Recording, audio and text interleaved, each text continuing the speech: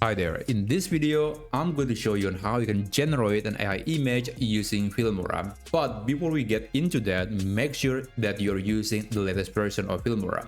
As far as I remember, this AI image generator feature is only available on Filmora 13, 14, and maybe a new versions in the future. So basically, you need at least Filmora 13 to get this feature.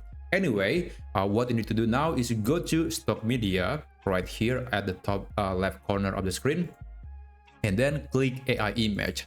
So as you can see, this is a list of images that I created using AI.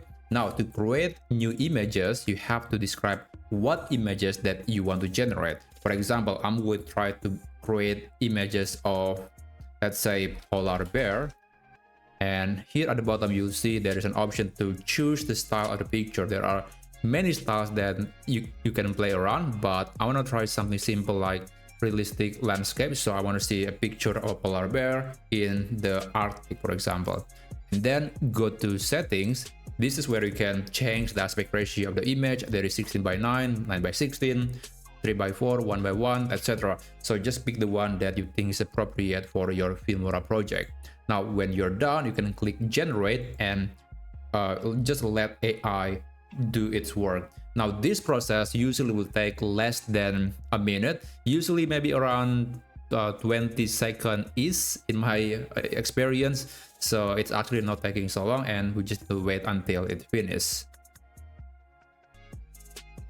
Okay, so the picture has been created. You can see that there are 4 new pictures that have been created by AI.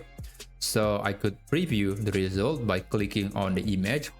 I think the result is decent. I mean, it's not very sharp, but it is definitely a polar bear.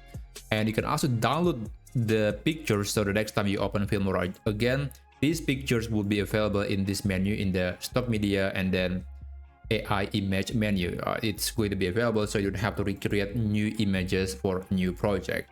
So yeah, that's basically how you can generate AI image using Filmora. If you find this tutorial to be helpful, then please consider subscribing to this channel, and I'll see you on the next tutorial video. Take care.